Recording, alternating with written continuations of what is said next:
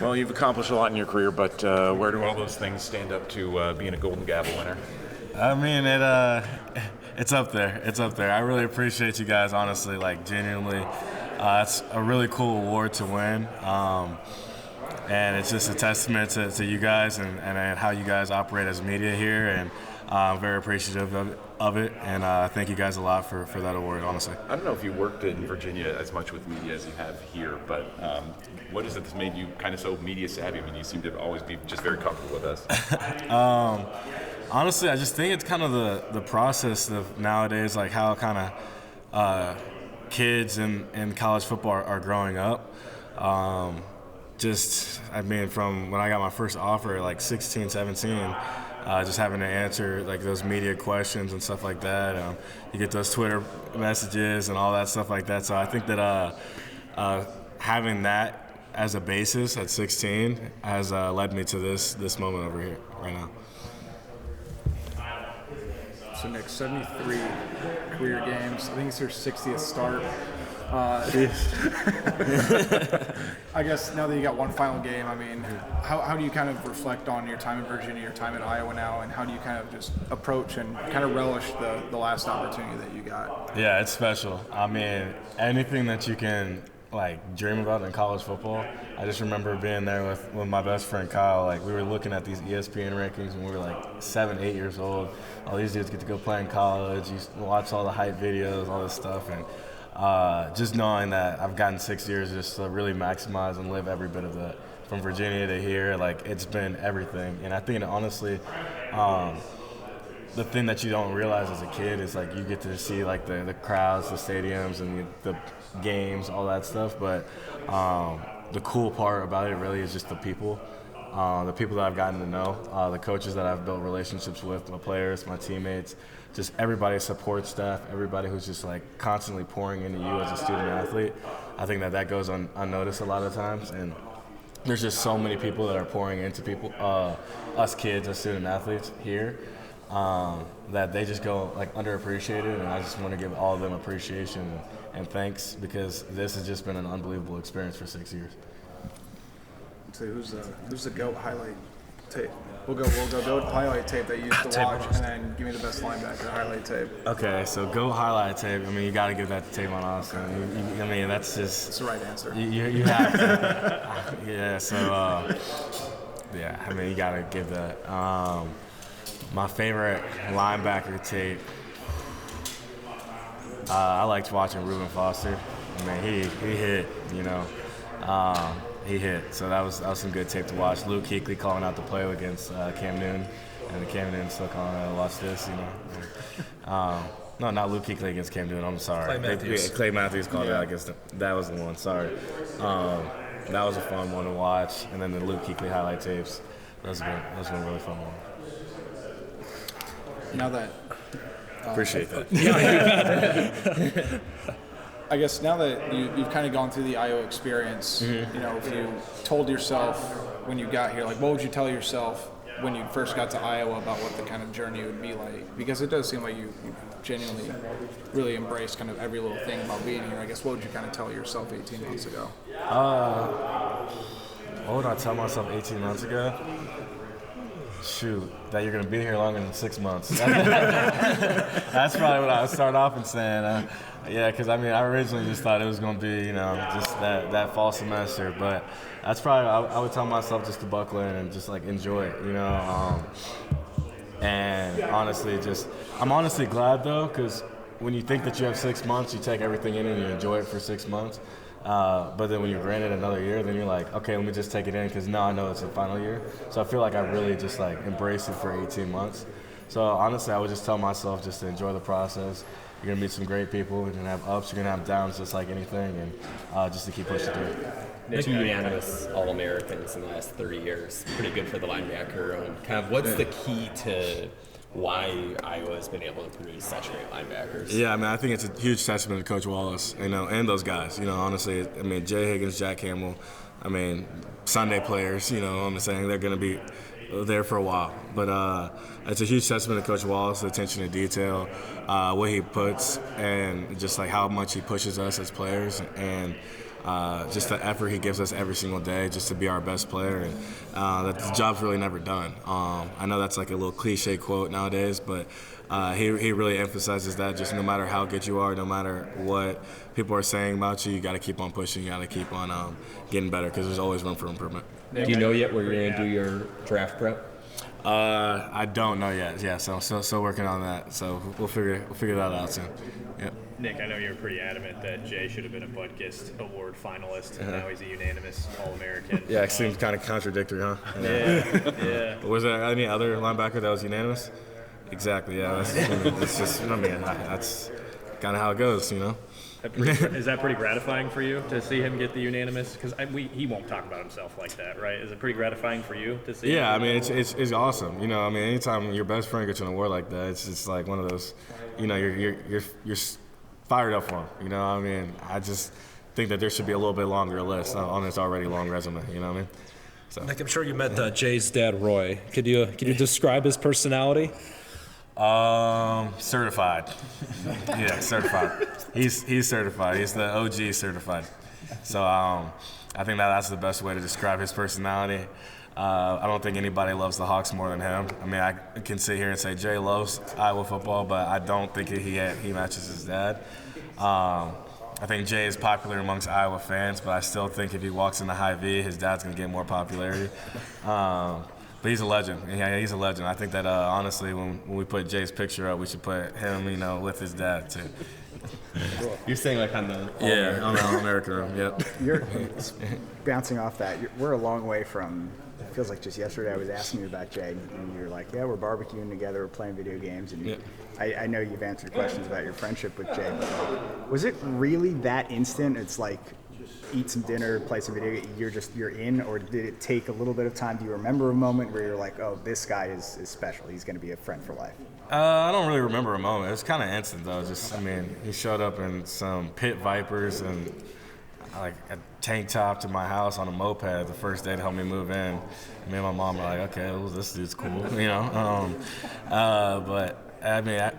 Since I committed, he was sending me DMs on Instagram, and you know, it's just kind of an instant bond. It's just looking like one dude who's just a year younger than me. You know, it's just me. You know, but I mean, I can't remember a specific moment, but I just know that just his personality is just in mind. We just mesh real well. Nick, as someone that's been through the transfer portal process, if there's someone that's thinking about coming on through the transfer portal, what would your message be to them?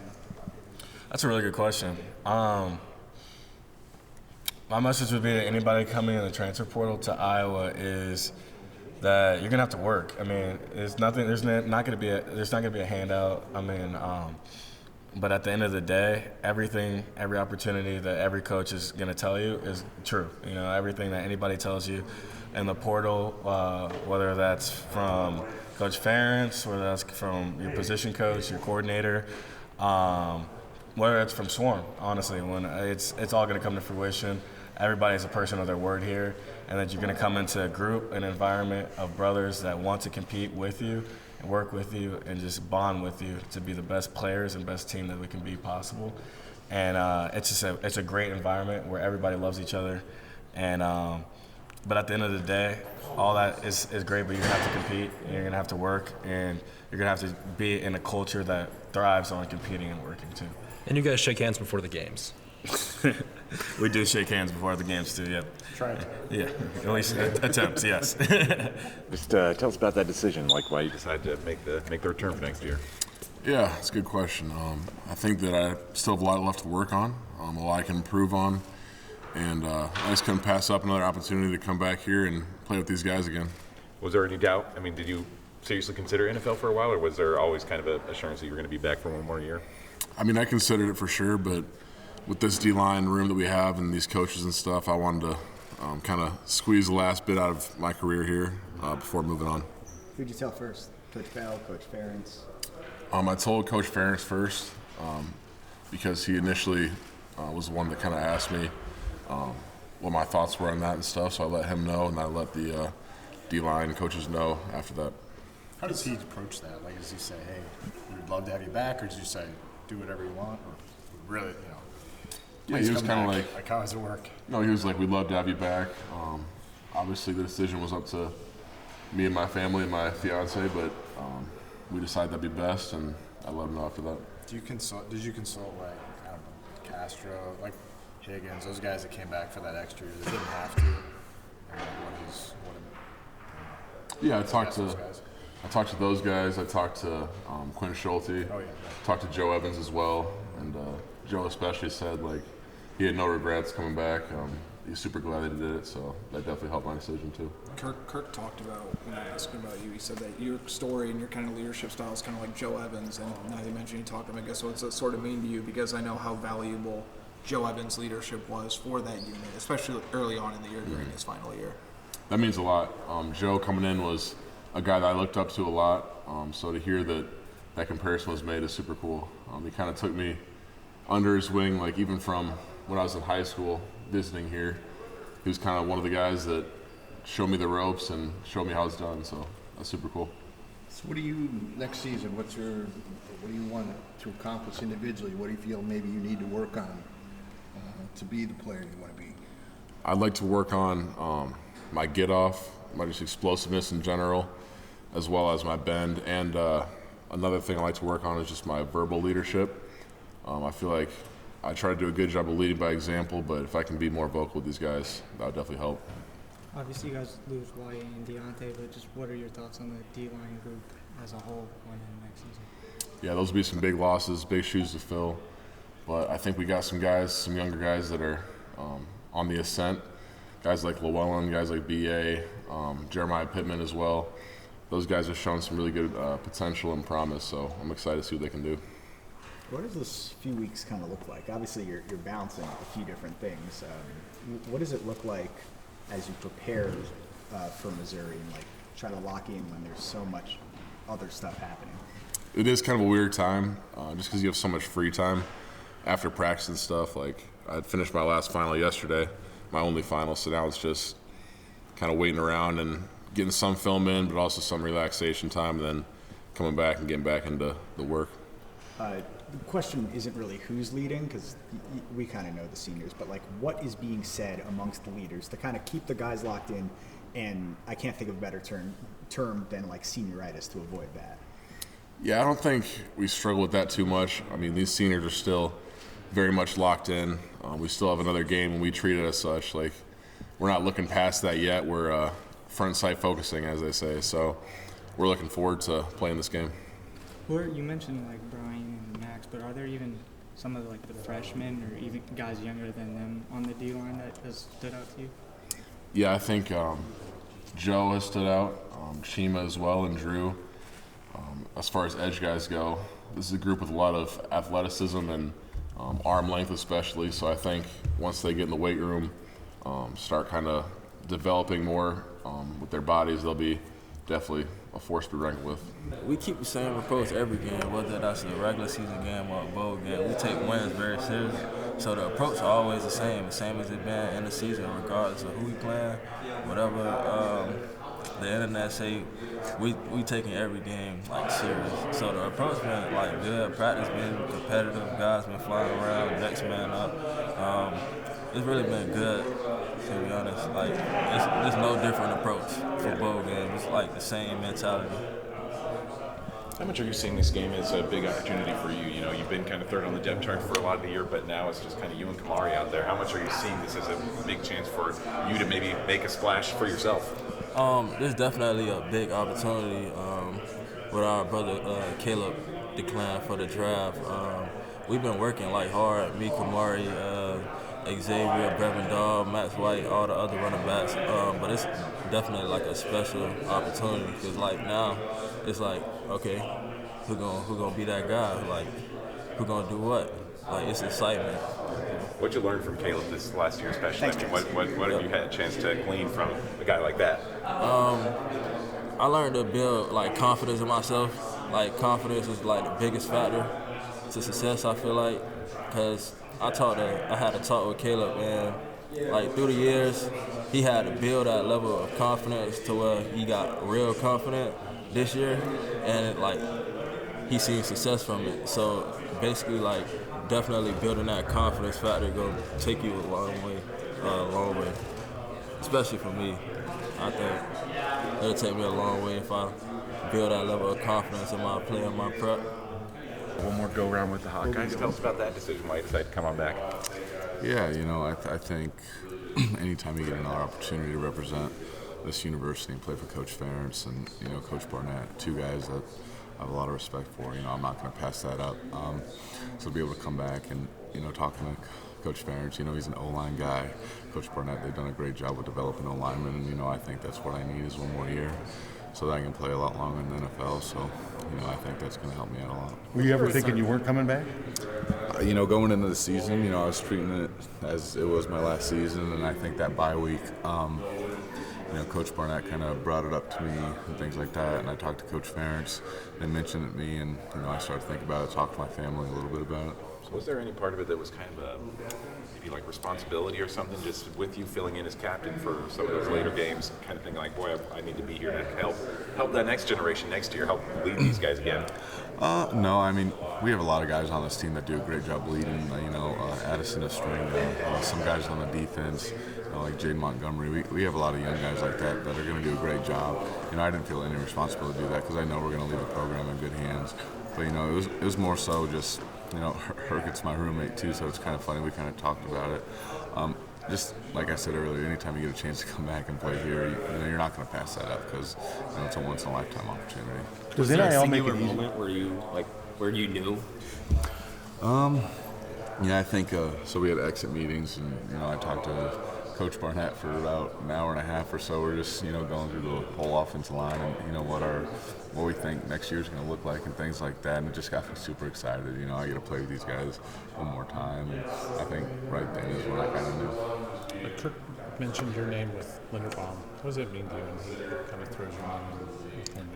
Yeah, I think when you have a Lindy, that caliber of player, right? He's such a good player, and he really did leave his jersey in a better place, and he represented this university well. And anytime you can get your name mentioned with his, it means a lot. And I got to talk to him about when I was transitioning from defense to offense, right? And he really did help me out quite a bit, and it really does mean a lot. And I'm hoping, if everything goes well, I can play at that caliber someday. What's the future of the O-line next year? Yeah, it's going to be a lot different. I mean, we're losing Mason, Nick, Chap, Els, like all these senior guys, Connor. It's going to be a lot different, but, I'm excited because we got some guys that can play football, and I'm really pumped for it. It's going to look pretty good, I believe. What do you think you can accomplish with one more year? Yeah, I think there's a lot, not just as an individual, but as an offensive line. I think we left a lot out there in some games, and, we kind of want to get that back and get some wins back.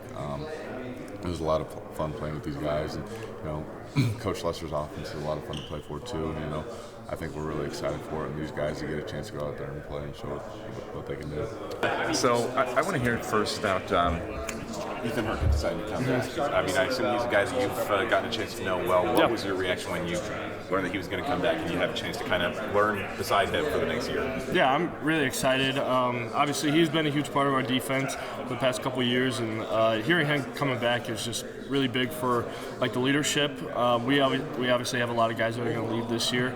But having him back is, I think it's a big part of the maturity and the leadership that he's going to bring to next year's unit too. So yeah, I'm really excited for that. How did you think about whether to come back? Really, I just asked some agents that had reached out to me, asked what people have been talking about me, and after having those conversations, it just made sense for me to come back. Yeah. What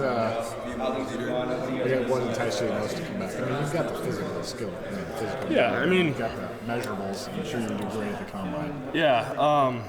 I think I just wanted to finish out my career as a Hawk and come back for my fourth year. There's still a lot of things that I haven't accomplished in my career that I want to as a team, and so coming back in that sense is really enticing too. Wyatt had a decision to make, and it was kind of a low-key thing, but he did come back. Do you feel like that was a good thing for him, and that influenced you at all? Maybe? Yeah, I don't think it really influenced my decision this year as much, but Yeah, certainly there's a lot of things to think about, and I think, like in Elias' case, it helped him out a lot. Another year of starting, another year of production, that kind of thing, certainly helps. But just to be a Hawk for another year is enough for me. How did you feel like you played a ton of snaps this year? Your rotation wasn't real thin, or was pretty thin at D-tackle. How did you feel like you held up physically? Oh, good. I mean, I was telling somebody else, like this year compared to last year, I mean, I got a lot more snaps, yeah, but other than like the tweaks I had here and there during the season, my body really didn't feel much different than years prior, weirdly enough. But yeah, there's definitely a difference just in the amount of snaps for sure. Yeah. Like you got hurt against Washington, yeah. But I mean, I was able to play the next week, and yeah, I still wear that brace, but yeah. Have they talked to you about being on scholarship at all, or are you still going to be? I haven't really talked to them much about it yet, but again, I'm not really too focused on it right now. Just focused on the game. Thanks, Jackson. Thank you. So talk to me a little bit about the preparation for the bowl week. You may have talked about it earlier. Just like how is it different compared to a normal game throughout the regular season? Right now, it's just we're playing all Iowa. I mean, last couple of practices have been all Iowa versus Iowa, which has been great, just because good on good, just all the best guys out there playing the hardest. And I thought it's been really good. We've practicing a couple new things. Not going to really get into that too much, but we're working out some new stuff, and I thought it's going really well. And then obviously with finals week, you guys get a lot more time to rest and take a breath. So how does that benefit you guys? I think it benefits us a lot. I mean, I finished my finals on Monday, so I've had the whole week to just pretty much focus on football, focus on the bowl game. So, I mean, I thought it's been really good, just especially with the practices too. You can get a lot more Devo reps, just good on, like I said, good on good. So, yeah, it's been good. What's kind of the biggest thing you've learned from this last kind of really interesting last 8 weeks or so for you? I mean, it's easy to say, but harder to do is just stay ready. You know, I've talked about it a couple times, but it's definitely a lot easier to say than do. But yeah, just being prepared to go in the game and be mentally know that you're prepared to go. Yeah. What's it like when they kind of add another guy at your position via the portal? I mean, there's always competition at every position. I'm sure they're going to ask some other guys at other positions too. So you just got to keep doing your best and show that you belong to be here and that you should be the guy. But yeah, I mean, other than that, it's just another guy in the room. I mean, he's a great. I've met him the other day. He's a great dude, so I'm sure we get along great. And it should be fun. Yeah. Anything in common that you guys have found yet, or? I haven't talked to him too much. I mean, I just met him at practice one time, said what's up. But I mean, he seems cool. I mean, I'm sure we'll get along great. And, yeah, it should be fun. Jackson, I believe you said you watched when you were at Colorado State. You played in you didn't play in it. You were at a negative 14-degree game. Oh yeah, Air Force. Yeah, I don't think I think it felt like negative 14. I don't know if it was negative 14, but with the wind chill and stuff. But yeah, I mean that was a cool game. What was colder, playing in the game against Nebraska or being on the bench for the Air Force? Oh, definitely being on the bench, 100%. Yeah, playing in the game. I mean, you're running around out there, feeling good. But yeah, when you're sitting on the bench, you're not moving around at all. Just making room for the guys that are playing, get on the heated benches and stuff. So yeah. Yeah, so that's really exciting. How crazy is that? Yeah, so that's something that he just got introduced this year, which is super exciting. And I ran into KF in refill, and he's like, "Oh, Luke, congrats on All-American." And I'm like, "Oh, thanks." I'm like, "Wait, what did you say?" So he reset it to me. And I'm like, "Appreciate that." That just goes into all the stuff you've been dreaming of, like all 4 years of being here, putting in the hard work for that. Something super exciting that I've been looking forward to, which is really good. Did you have an idea that you were one of or the best long snapper in the country? I don't know if there's a lot of metrics out there to kind of dictate or decide who is, but did you think that you were one of the best in the country? So coming into my senior year, that was something I didn't really want to think about. Trying to win the Manley Award, which is the Long Snapper of the Year award. Just because if you go in each day focusing on your job, it'll take care of itself at the end. So that's kind of something that I realized after our last bye week. We got 2 weeks left. I don't want to look at these watch lists or anything like that, just because I only have 2 regular season games left with my team, and I want to make sure I make the most of them. Did you say anything to Drew before that kick? No. So with Drew with that kick, kicker's usually he doesn't want to be talked to. It's something where you look at him, you give him the head nod, on the sideline. I was fully confident in making that kick. There was no way he was missing that kick, especially after how it was last year for him. But with kickers, you try to stay away from them. Even with Ike and Tripp, who were on the sideline with us, I went up to him and I was like, make sure nobody goes up to Drew. Because usually in that situation, you have a whole bunch of guys come up to Drew yo, it's down to you, which that's the last thing a kicker needs to hear before they go out the field. Are your nerves in that moment just as much as Drew's might be, like knowing that your job is important in that moment too? I would say my nerves, as I've gotten older, have gotten less. I'm not really like too worried about it when I go out there, just because I've realized I've done it a million times. For Drew, he's on like a whole other level. Like the second we get the ball back, he was already like warming up a little bit, just like in case, like worst case scenario, like we get an opportunity to go kick. So he's locked in a lot more before. Where like for me, I'm used to switching between punt and field goal. So I'm able to like lock in a little bit quicker than he is, just because I have to be able to switch back and forth. But going out in the field feels like there wasn't that much nerves, just because I realized I've done it so many times. I actually want to back up to your freshman year again, because it's just wild to me that you didn't travel the first game, and then you're in the top 10 matchup, and you never looked back. Like, how did they identify you? I mean, like, what were you doing in practice that week or whatever? So practice that week, I was on the next man field for punt, just getting snaps there. And then also I got brought up, I think, to field goal that week with the twos, just to get reps. And then there's kind of like stuff going around where it was like Luke, be ready, like you never know. But I think that's kind of like also what they do to freshmen, just to kind of like put you in the mindset. And then got put in, I think it was second or third quarter? Second quarter, I think it was. Wasn't it after Shudak's miss? It was after Shudak's miss. Okay, that's what I thought. Yeah. Because it wasn't a good snap. Yeah. And then never came on after that, which is just like crazy. You've never been out since. No. That's quite. And that was Torrey Taylor, one of his legendary games. Yeah. You were part of it. Yeah. So what was your, like, we have no idea, honestly. So what was your best year of snapping? This year? Like, and why? I'd say definitely this year. This year, I felt a lot more comfortable out in the field this year. For me, it's always like the first punt or the first field goal of the game, because once you get in the mix of things, then you're like, oh, like, I've done this, like I got this. But I'd definitely say this year, just because being older and more mature, like able to realize that I've done this, rely on my training, and be able to go out and execute for my teammates. Have you always been a walk-on? Did they put you on scholarship? I got put on scholarship my junior year. So you've done it for 2 years? Yep. Okay, gotcha. So, I mean, obviously you must, I mean, that's a position in the NFL you can have a long career in. So that's in your I'm definitely working towards that, Yeah. Like, have you asked around about that? Like, what do I need to do? Or? Yeah, so I plan on working with Coles, which I've worked with them for like their kicking and snapping camps. But I plan on working with them the next few months, just to work on protection as well for the NFL, just because that's going to be the big switchover for me. Yeah. Good stuff, man. Thank you. Appreciate it. When you came to school, when you were in high school, did you have another position that was like your primary position, or was it only long snapping in high school too? So I played quarterback and safety and a little bit of linebacker throughout high school, and I could have gone to like some like D2 schools in Minnesota for to play one of those positions. But then I got the opportunity to play at the Big Ten level, and I was like, I can't pass that up. Like, that's just on a whole other level that I wanted to achieve, and that's something that I'm glad I did. Yeah. How did you make that decision then? I mean, just because playing quarterback, even if it's at Minnesota State Mankato or whatever, like that's still a pretty elite position to play, and if I imagine, pulling down stats would be fun there, but what went into the decision just to go somewhere where you knew you'd have a chance to play maybe at the next level?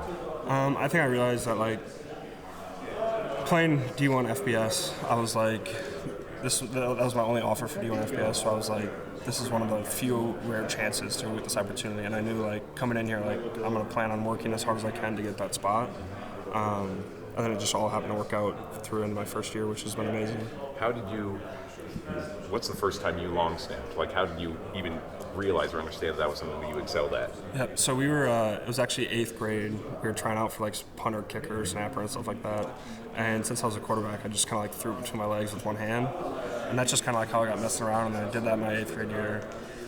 And then freshman year, a friend of mine snapped at Arizona State. My older brother played hockey with him.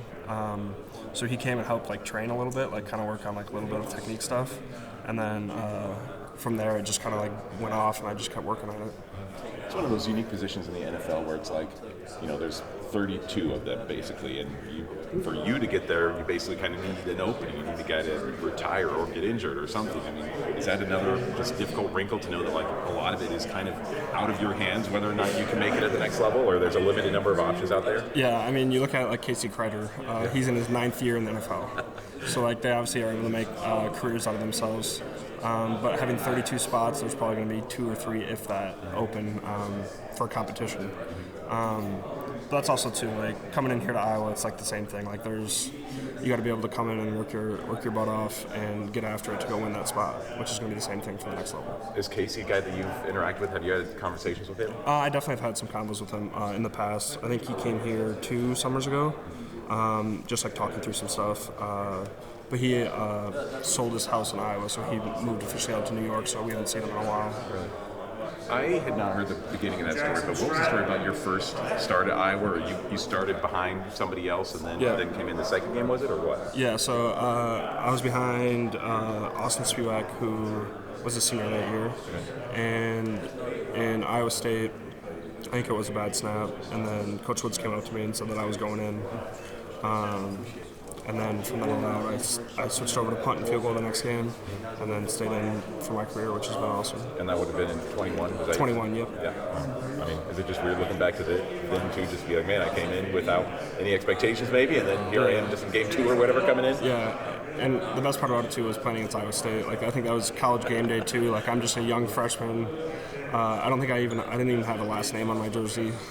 Like, that's where it's kind of like a funny, like, not expecting to play and just having to get put in the game, which has been amazing. Yeah. Do you ever mind that, not getting the start treatment like a lot of guys might? Again, I think a lot of people saw you first team All-American and like, oh yeah, Luke Elkin, he's pretty good too. Yeah. Like, I mean, is that difficult sometimes, not getting the recognition other guys do? See, I get my recognition through the kicker and the punter. Yeah. If they're doing well, that means that I'm doing a good job. So setting them up for success has been something that I've always strived for. You look at Torrey, like, that's been awesome. Like, I snapped to him for 3 years for punts, and having him has been amazing to help out too. Like, with my senior year, like, just talking through stuff. Just because he kind of has a different perspective in the NFL now, and football and all that. But yeah, like, whenever a kicker and punter do good, like, that's kind of like my feel-good moment. Just because, like, I don't really need the recognition for it. Just kind of like stay under the lights a little bit. It's better if you don't know my name, just because that means I didn't mess up. And who was it that named you first team? Was it AFCA? Yeah, that one was. Are they the only one that does? So they're the only ones that do all. They just started this year for long snappers, and they're the only one out of the 5 that does it. So you're the very first All-American long snapper. Is that fair? Yeah, that is. Which is like a unique trivia question.